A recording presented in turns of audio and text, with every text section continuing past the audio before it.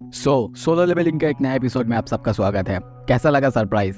और अगर आप चैनल पे नए हो, सोलो लेवलिंग के ऐसे वीडियोस देखने के लिए सब्सक्राइब कर दो। पिछले वीडियो में हमने देखा था कोरिया में सियोल में गेट खुला हुआ है, सारे के सारे लोग अब इवैक्यूएट कर चुके हैं, बस वहाँ पे हंटर्स ही बचे हुए हैं। और तभी वहाँ पे द मोनाक ऑफ बीस्ट राकन आता है और अब उसके सामने है Thomas Andre the national level Hunter. अब आगे एपिसोड की शुरू में हम सोईजोंग को गाड़ी से उतरते हुए देखते हैं। वो आते ही कहता है इवैक्यूएशन वो कैसा चल रहा है। दूसरे हंटर को देखते हैं, वो कहता है हम लोग बिल्डिंग के अंदर से अभी भी सिविलियंस को निकल रहे हैं सर। सोईजोंग पूछता है उस साइट में कौन है, कौन डील कर रहा है इसके साथ वहाँ पे। वो बंदा कहता है fine guild and white tiger guild, वो लोग वहाँ पे गए हैं। हंटर्स जो कि अलग अलग जगह से अलग अलग देश से यहाँ पे आए हैं उसी जाइंट गेट के लिए। सो आई एम श्योर कि वो सब जल्दी ही यहाँ पे आ जाएंगे सर। उसकी ये सब बातें सुन के वो सोच रहा है जल्दी ही आ जाएंगे, क्या बात कर रहा है ये। थॉमस आंद्रे जो कि एक नेशनल लेवल हंटर है, वो किसी मिस्टीरियस बीस्ट के साथ लड़ाई कर रहा है। ऐसी कोलोसल ऑरा, ऐसी ऑरा मैंने कभी कभी महसूस नहीं की है, यहाँ तक कि जेजू आइलैंड के दौरान भी नहीं की है। बस मुझे तुम ये बताओ गोलायथ, थॉमस आंद्रे, तुम आखिर किस तरह के मॉन्स्टर से फाइट कर रहे हो। सीन शिफ्ट होता है, तभी हम राकन को उड़ते हुए देखते हैं। उड़ के एक बिल्डिंग में जाके लगता है, जिससे वो बिल्डिंग ही टूटने लगता है, गिरने लगता है। और तभी थॉमस को देखते हैं, वो उसको बहुत ही खतरनाक एक पंच दिया था, जिसकी वजह से राकन बहुत दूर जाके गिरता है। पर तभी वहाँ पे बहुत जोर से साउंड होता है। थॉमस सामने देखते हुए पूरी तरह से चौंक जाता है और हम राकन को देखते हैं जो कि उस बिल्डिंग से जंप करते हुए थॉमस की तरफ बहुत ही तेजी से आ रहा था और आके अपने हेड से उसे उसकी पेट में हेडबट मारता है। थॉमस इससे थोड़ा सा पीछे हटता है, पर तभी उसको पकड़ के फिर से जमीन पे दे मारता है। ये देख के राकन पूरी तरह से चौंक जाता है, पर राकन तभी देखते हैं अपने पैरों से थॉमस के चेहरे पे एक बहुत खतरनाक किक मारता है, जिससे थॉमस बाहर से उड़ के बहुत दूर जाके गिरता है। राकन उसकी तरफ देख के हंसने लगता है। तभी हम थॉमस को देखते हैं, वो उठता है और उसकी तरफ देखते हुए बहुत ही सीरियस होकर कहता है रीइंफोर्समेंट। सीन शिफ्ट होता है, हम मिस्टर बीएक को देखते हैं। वो अपने सारे हंटर्स को कहता है देख के तो लगता है अब एक्शन करने का टाइम आ चुका है, सब कोई रेडी हो जाओ। और तभी उसके सामने एक बहुत ही खतरनाक ब्लास्ट होता है। राकन उसके सामने खड़ा हुआ था और धूल हटते ही अपने सामने राकन को देखता है और सोचने लगता है क्या यही है वो मैजिक बीस्ट जिसके बारे में हमें रिपोर्ट दिया गया था। पर तभी दूसरी तरफ देखता है और दूसरी तरफ देखता है कि थॉमस आंद्रे अपने रीइंफोर्समेंट वाला बॉडी में है, यानी स्पिरिचुअल बॉडी में है। ये देख के वो कहता है ये ज़रूर गोलायथ द थॉमस होगा। उसकी तरफ देखते हुए कहता है यू आर द बीस्ट गोलायथ, जाओ उसे मार दो। थॉमस तभी उनकी तरफ देखते हुए चिल्ला के कहता है यू इडियट्स, जल्दी से जल्दी, जितना जल्दी हो सके यहाँ से भाग जाओ।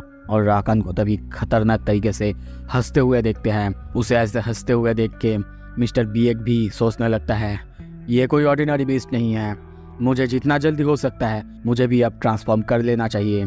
पर तभी उसके सामने राकन आता है। राकन का घोड़ा इतना ज़्यादा खतरनाक था और वो इतना ज़्यादा खतरनाक है, उसे अपने सामने देख के वो पूरी तरह से डर जाता है। उसका सर डर से उसके सामने झुक जाता है। उसकी आंखों में भी वो नहीं देख पा रहा है। उसके अंदर भी एनिमल का पावर है, पर उसके सामने वो बस खुद को बहुत कमज़ोर पा रहा है। और तभी सोचने लगता है क्या एक एनिमल इंस्टिंक्ट, मैं तो इसकी आंखों में देख भी नहीं पा रहा हूँ। तभी राकन उसके सामने से निकल के थॉमस के साथ फाइट करने के लिए आगे चले जाता है। तभी देखते हैं वो टेलीकाइनेसिस का यूज़ करता है और आसपास के सारे सामान जैसे कि कार और बाकी सब कुछ उड़ने लगता है। उन सब कुछ से वो एक ही बार में बहुत खतरनाक हमला करता है थॉमस पर थॉमस को देखते हैं, वो भी आसानी से हर एक अपनी तरफ आते हुए हर एक ऑब्जेक्ट को दूर हटा रहा था, दूर सरका रहा था। पर राकन सिर्फ यहीं पे नहीं रुकता, वो एक के बाद एक ऑब्जेक्ट्स उसकी तरफ फेंकने लगता है। और एक बार जब एक कार उसके सामने आता है, वो उसे पकड़ लेता है। पर तभी एक के बाद एक बहुत सारी कार वहाँ पे उसके ऊपर राकन फेंक देता है। और तभी वो सामने देख के चौंकता है, क्योंकि सामने हम थॉमस को देखते हैं, वो भी अब अपना टेलीकाइनेसिस का यूज़ कर रहा है और राकन को अपनी तरफ खींचने लगता है। और तभी जब राकन उसके पास आ जाता है, वो राकन को अपना वही स्मैश अटैक से मारता है, जिससे हम देखते हैं उस जगह की हालत बहुत ज़्यादा ख़राब हो जाता है। राकन नीचे ज़मीन पे गिर जाता है। उनकी फाइट की वजह से बस सब कुछ तबाह हो रहा है। और तभी एक के बाद एक थॉमस उसके ऊपर पंचेस की बरसात किया जा रहा है, पंचेस मारे जा रहा है। राकन को देखते हैं उसकी हालत अभी धीरे धीरे ख़राब हो रहा है। वो सोच रहा है ये क्या है, आखिर ये किस तरह की अनईजीनेस है जो कि मुझे लग रहा है। मैं फील कर सकता हूँ कि जीत मेरे हाथों से स्लिप होता जा रहा है। और तभी देखते हैं वो भी थोड़ा थोड़ा करके ट्रांसफॉर्म होने लगता है। दूसरी तरफ थॉमस उसको और एक अपना फाइनल ब्लो, एक खतरनाक पंच मारने जाता है। तभी देखते हैं राकन उसकी हाथ को पकड़ता है और मोड़ने लगता है। उसकी हाथ को पकड़ते हुए धीरे धीरे वो उठने लगता है और तभी कहता है आई एम सरप्राइज्ड कि तुम फ्रेगमेंट ऑफ लाइट की एक पापेट होने के बावजूद इतने ताकत को अपने अंदर संभाल सकते हो।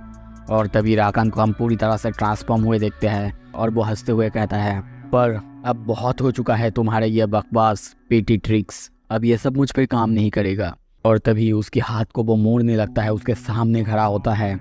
उसका ऑरा इतना ज़्यादा ताकतवर, इतना ज़्यादा पावरफुल और इतना ज़्यादा ग्रेविटी से भरा हुआ था कि थॉमस उसके सामने अपने आप ही झुक जाता है। राकन उसको कहता है क्या तुम्हें डर लग रहा है कि अब तुम अपना होप खो चुके हो? एक के बाद एक वो उस पर हमला किए जा रहा है, उसको मारे जा रहा है। और ये सब तभी देखते हैं बाहर से मिस्टर बिएग के साथ साथ सभी देख रहे हैं। उनकी हालत बहुत ज़्यादा ख़राब है, वो भी बहुत ज़्यादा हैरान है, बहुत ज़्यादा डरे हुए हैं। राकन थॉमस को मारे जा रहा है पर तभी पता नहीं क्यों वो एकदम से चौंक जाता है क्योंकि सामने जीन का एक शैडो था और वो कहता है देख के लगता है एक छोटा चूहा अंदर छुपा हुआ है। और कहता है तुम ऐसे छुप के क्या कर रहे थे शैडोज, भागो। और ये कहते ही वो उस शैडो को पूरी तरह से मार देता है। उसके सामने थॉमस को दिखते हैं, उसकी हालत बहुत ज़्यादा ख़राब है, वो बस उसके सामने बैठा हुआ है।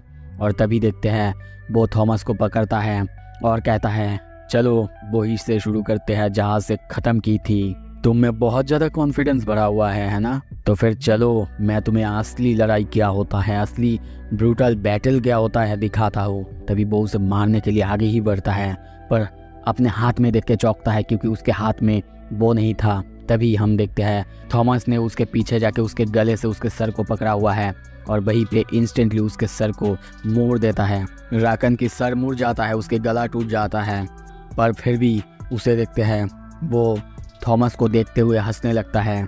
थॉमस भी ये देख के पूरी तरह से चौंका हुआ है कि ऐसा तो कभी नहीं हुआ, कोई भी ऐसे उसके हाथों से बच जाए। और तभी वो थॉमस के चेहरे को पकड़ता है और वहीं पे ज़मीन पे उसे वैसे ही मारता है जैसे कि थॉमस ने उसे ज़मीन पे मारा था। और तभी देखते हैं राकन उसको खाने के लिए आगे बढ़ता है और कहता है सॉरी अब बहुत हो चुका है, मुझे थोड़ा भूख लग रहा है। थॉमस उसे देखते हुए बहुत ज़्यादा डर चुका है। राकन उसे खाने जाने ही वाला था पर तभी उसके पीछे से उसे कोई हमला करता है और जब वो पीछे देखता है हम उसके पीछे वहाँ पे देखते हैं लियोनार्ड नीरय को। वो कहता है मैं तुम्हें वो नहीं करने दूंगा जो तुम करना चाहते हो। पर यह कहने के बाद ही सामने राकन को देखता है, उसकी जाइंट बॉडी को देखता है, उसकी बॉडी से निकलते हुए खतरनाक ऑरा को देखता है और सोचने लगता है उसके सामने खड़े होने से ही मेरे बॉडी में शिवर्स आ रहे हैं। पीछे से तभी थॉमस को वहीं पे गिरा हुआ देखते हैं। वो कहता है भागो, भाग जाओ, तुम मर जाओगे। वो कहता है पता है मुझे पर मैं भी एक हंटर हूँ। तभी अपने सारे पावर अप्स कर लेता है और सोचने लगता है मेरे पास कोई रिग्रेट्स नहीं है। अगर ये मेरा फाइनल फेट है तो फिर इसको मैं मंजूर करता हूँ क्योंकि ऐसे फेट तो हमेशा ही मेरे सामने आते हैं। ऐसी एक ऑनरेबल डेथ लाख गुना अच्छा है कावर्डली तरीके से जीने से। I made the right choice. पर तभी उसके सामने राकन आता है जो कि अपने और एक फॉर्म चेंज करता है और उसकी तरफ बहुत ही खतरनाक तरीके से देखने लगता है जो कि उसके सामने आ रहा था। उसकी ताकत, उसकी ऑरा को देखते हुए वो पूरी तरह से डर जाता है, खुद पर क्वेश्चन करते हुए कहता है क्या मैंने सच में राइट डिसीजन लिया है? राकन उसको मारने के लिए उसकी तरफ आ रहा था और तभी देखते हैं वहाँ पे उसको अटैक करता है। वो उसको मार ही देता पर तभी वहाँ पे जीन का शैडो यानी काइसेल आता है और उसको अपने मुंह में लेके बाहर से उड़ जाता है। लियोनार्ड ये देख के बहुत ज़्यादा डरा हुआ है, घबराया हुआ है। दूसरी तरफ राकन को देखते हैं वो काइसेल पर स्लैश करता है जिससे काइसेल वहीं पे गायब होने लगता है और वो नीचे गिरता है। नीचे ज़मीन पे आते ही ऊपर देखने लगता है और ऊपर तभी हम देखते हैं जीन बहुत ही स्पीड से नीचे की तरफ उसे मारने के लिए आ रहा था। और तभी अपने पैरों से उस पर बहुत ही खतरनाक एक किक करता है, जिससे वहाँ की जमीन पूरी तरह से तहस नहस हो जाता है, जैसे कि भूकंप होने लगते हैं। लियोनार्ड उसे देख के कहता है, क्या? जीन कहता है, सॉरी, पर क्या तुम थॉमस को गई और कोई सेफ जगह पे ले जा सकते हो?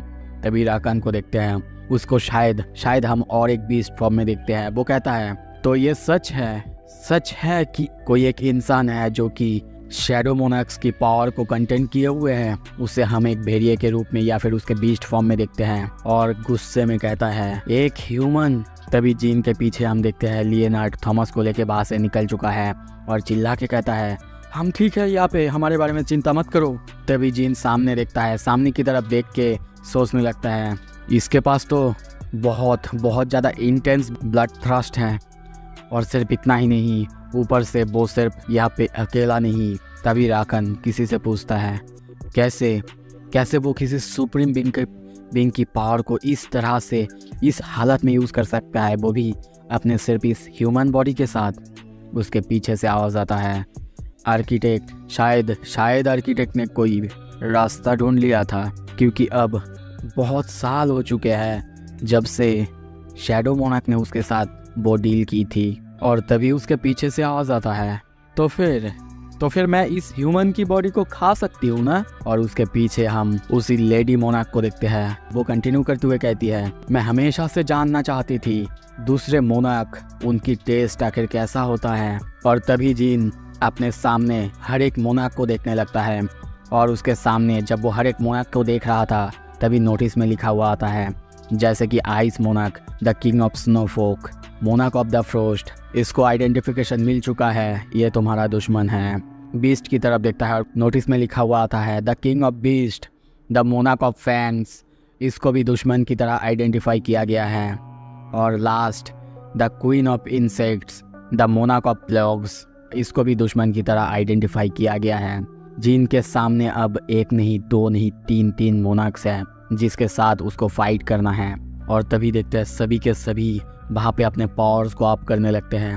उनके पावर्स का होना इतना ज़्यादा था कि उनका ये माना जैसे कि आसमान तक को चीर देता है। वहाँ पे बहुत खतरनाक एक ब्लास्ट होता है।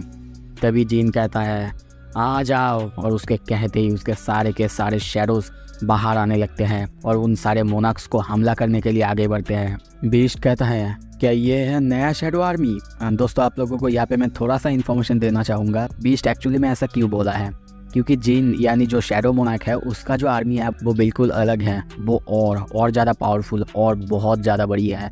और जब वो आएगा, मतलब जल्दी ही वो लोग आने वाले हैं, तब देखना वो कितना ज़्यादा पावरफुल है। सो उसको देखने के लिए सब्सक्राइब कर दो। तभी मोनार्क ऑफ फ्रोस्ट को देखते हैं, वो चारों तरफ अपना आइस फैला देता है और उसके आइस में जीन के सारे शैडोज ट्रैप हो जाते हैं। और सिर्फ इतना ही नहीं, बाहर से भी जीन पूरी तरह से डिस्कनेक्ट हो जाता है, क्योंकि मोनार्क ऑफ फ्रॉस्ट ने सब कुछ ढक दिया था। वो जीन पर भी हमला करता है और तभी एक एक करके सारे जीन के शैडोज को भी दिखाया जाता है। मोनार्क ऑफ फ्रॉस्ट कहता है, ये लोग तो बहुत ज़्यादा कमज़ोर हैं, बहुत ज़्यादा कमज़ोर। पता है तुम्हारे सोल्जर्स, वो 1 इंच भी बाहर से हिल नहीं पाएंगे, क्योंकि ये मेरा प्रिजन है। मोनार्क ऑफ इंसेक्ट अपने सामने एक चींटी को देखते हुए कहती है, क्या तुमने मेरे चिल्ड्रंस को भी फ्रीज कर दिया? हम लोग तो जल्दी ही रियूनियन करने वाले थे।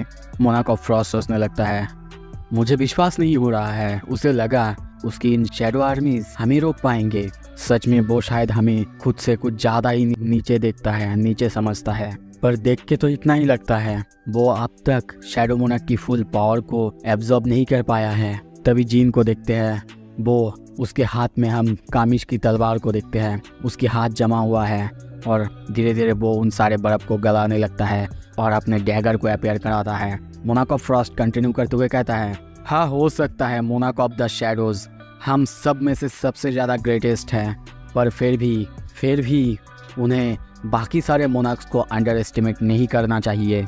और तभी जीन को देखते हैं, उसके हाथ में जमा हुआ बर्फ़ अब पूरी तरह से टूट चुका है। ये देख के मोनार्क ऑफ फ्रॉस्ट पूरी तरह से चौंक जाता है। जीन को देखते हैं, वो अपने हाथ में उस डैगर को घुमाने लगता है और उनकी तरफ दिखाते हुए कहता है, नो मैटर क्या होता है, पर तुम सब मेरे ही हाथों मरने वाले हो। उसके हाथ में हम वही खतरनाक कामिश की फैंग से बनाया हुआ ड्रैगर को देखते हैं। सो फाइनली हम जिनवू वर्सेस 3 मोनाक को एक साथ लड़ते हुए देखेंगे। सो अगर आपको ये एपिसोड पसंद आया तो सब्सक्राइब कर दो। Thank you so much episode को देखने के लिए।